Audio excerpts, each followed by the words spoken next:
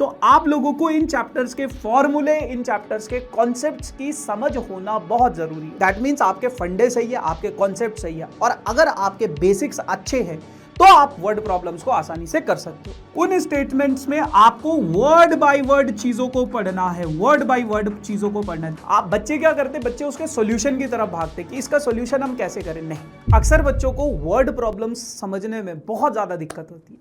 तो अगर आप लोगों की भी यही प्रॉब्लम है कि वर्ड प्रॉब्लम के क्वेश्चंस को किस तरीके से सॉल्व किया जाता है, कैसे मैं वर्ड प्रॉब्लम्स को काफी ज्यादा इजी बनाऊं, या फिर आप लोगों की भी word problem is actually a problem है, तो आज का ये वीडियो आप लोगों के लिए बहुत ज्यादा इंपॉर्टेंट है, क्योंकि यहां पे मैं आप लोगों को बताने वाला हूं कुछ ऐसे हैक्स, कुछ ऐसी ट्रिक्स जिससे आप अपनी इन वर्ड प्रॉब्लम्स को इजी नहीं सुपर इजी बना दोगे। तो बढ़ते आगे बिना किसी देरी के साथ और जानने की कोशिश करते हैं कि कैसे आप लोग अपनी वर्ड प्रॉब्लम्स को इजीली सॉल्व कर सकते हो। तो दोस्तों, मेरा नाम है कुलदीप भंडारी एंड मैं आप लोगों को अप्लाइड मैथ्स पढ़ाता हूं। एंड आज के इस वीडियो में हम लोग बात करने वाले हैं how to make your word problems super easy. सबसे पहले यार, वर्ड प्रॉब्लम्स को समझने के लिए आप लोगों को कॉन्सेप्चुअल क्लियरिटी होनी चाहिए। देखो, जिस भी चैप्टर का वो वर्ड प्रॉब्लम है, जिस भी यूनिट का वो वर्ड प्रॉब्लम है, चाहे अगर मैं बात करूं मेंसुरेशन की, चाहे मैं बात करूं लॉग की, किसी भी चैप्टर का अगर आपका वर्ड प्रॉब्लम है, जैसे लॉग का है, अगर मेंसुरेशन का है, तो आप लोगों को इन चैप्टर्स के फॉर्मूले, इन चैप्टर्स के कॉन्सेप्ट्स की समझ होना बहुत जरूरी है। सबसे पहला बेसिक सा ये फंडा है।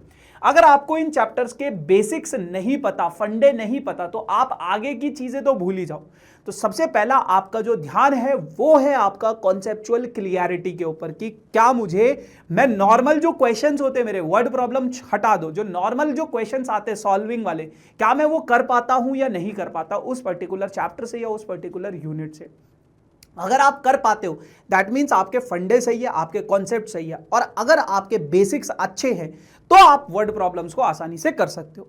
अब सेकंड स्टेप में आप लोगों के पास है क्या, कि आपके पास वर्ड प्रॉब्लम कुछ स्टेटमेंट्स की फॉर्म में दी जाती है, कुछ स्टेटमेंट्स की फॉर्म में दी जाती है। उन स्टेटमेंट्स में आपको वर्ड बाय वर्ड चीजों को पढ़ना है, वर्ड बाय वर्ड चीजों को पढ़ना है। देखो, कई वर्ड प्रॉब्लम ऐसी होती है जो इजीली समझ आ जाती है, बट कुछ वर्ड प्रॉब्लम्स ऐसी होती है जो इजीली समझ नहीं आती। तो आपको हर एक वर्ड को आराम आराम से समझना है, बार बार पढ़ो। देखो, वर्ड प्रॉब्लम समझने का सबसे बेस्ट तरीका यही होता है। आप बच्चे क्या करते, बच्चे उसके सॉल्यूशन की तरफ भागते कि इसका सॉल्यूशन हम कैसे करें। नहीं, the actual problem is in the question. आपको क्वेश्चन ही समझ नहीं आता है ना।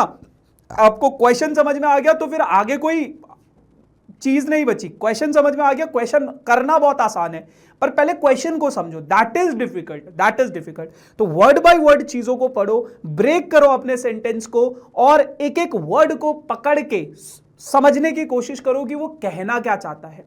जब आप इस तरीके से सोचोगे, जब आप अपने वर्ड बाय वर्ड चीजों को पढ़ रहे होगे, तो आपको जो सिचुएशन दी गई है उस सिचुएशन को इमेजिन करना है। वर्ड प्रॉब्लम होता क्या है, वर्ड प्रॉब्लम का मतलब क्या होता है, वर्ड प्रॉब्लम में आपको क्वेश्चन के थ्रू रियल लाइफ से कनेक्ट किया जाता है, रियल लाइफ से कनेक्ट किया जाता है कि रियल लाइफ में, जैसे मान लो डिकेइंग वाला कोई क्वेश्चन है, कार्बन डिकेइंग वाला कोई क्वेश्चन है, तो वहां पे बताया जाता है कि कार्बन डिकेइंग की प्रोसेस के थ्रू कैसे वो चीजें होती। तो आपको रियल लाइफ से कनेक्ट किया जाता है। जैसे अगर मैं अपस्ट्रीम डाउनस्ट्रीम वाले क्वेश्चंस की बात करूं, तो वहां पर रियल लाइफ से कनेक्ट किया जाता है कि एक इंसान है, वो तैर रहा है, बोट इस डायरेक्शन में जा रही है, पानी इस डायरेक्शन में जा रहा है, तो वो रियल लाइफ की प्रॉब्लम होती है। तो आपके दिमाग में वो सिचुएशन इमेजिन होनी चाहिए कि अच्छा, मैं बोट में बैठा हूं, उसकी स्पीड दे रखी है 5 किलोमीटर पर आवर, लेकिन जो वाटर का फ्लो है उसका दे रखा है ऑपोजिट डायरेक्शन में जा रहा है 3 किलोमीटर पर आवर की स्पीड से। तो वो इमेजिन करना बहुत जरूरी है, वर्ड प्रॉब्लम में इमेजिन करना बहुत जरूरी है। तो जो भी आपको क्वेश्चन में बोला गया है चीजें, आप उसको इमेजिन करो, तभी आप अपनी इक्वेशंस को फॉर्म कर पाओगे।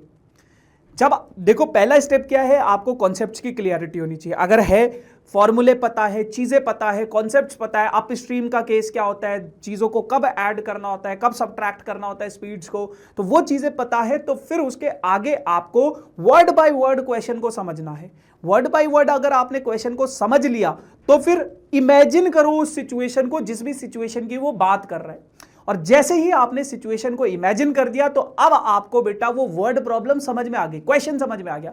जैसे ही आपको क्वेश्चन समझ में आ गया, क्वेश्चन समझ में आ गया, क्वेश्चन समझ में आ गया, तो अब आपको क्या करना है बेटा, इक्वेशन फॉर्म करना है। इक्वेशन वो कुछ भी हो सकता है, मतलब a + b = c, इस तरीके की जो भी इक्वेशन है वो इक्वेशन फॉर्म करो। जो भी आपके क्वेश्चन में बोला गया है, जिस भी चैप्टर से वो रिलेटेड इक्वेशन फॉर्म हो रही है, तो वो इक्वेशंस को फॉर्म करो। सबसे पहले कॉन्सेप्ट्स की समझ, वर्ड बाय वर्ड चीजों को पढ़ो, सिचुएशन को इमेजिन करो, इमेजिन करने के बाद इक्वेशन फॉर्म करो, बस वर्ड प्रॉब्लम खत्म। Then at the end now you have to solve it. अब आपकी जो इक्वेशन बनी है आप उसको सॉल्व करो, और सॉल्व करने के लिए आपको कॉन्सेप्ट्स की समझ होना बहुत जरूरी है। तो इसीलिए मैंने स्टार्टिंग में बोला था, अगर कॉन्सेप्ट्स आते हैं, फॉर्मूले आते हैं, कॉन्सेप्ट्स पता है, फॉर्मूले पता है, तो आप लोग अपनी इक्वेशंस को सॉल्व कर सकते हो, अदरवाइज नहीं कर पाओगे। ठीक है जी। Now your word problem is not a problem any more, है ना। तो ये था, ठीक है, सारे स्टेप समझ गए किस तरीके से करना है, क्या करना है। बस इतनी सी कहानी थी आज के इस सेशन की। Thank you so much guys. अब हम मिलेंगे किसी नए सेशन में नई कहानी के साथ, तब तक के लिए बाय बाय।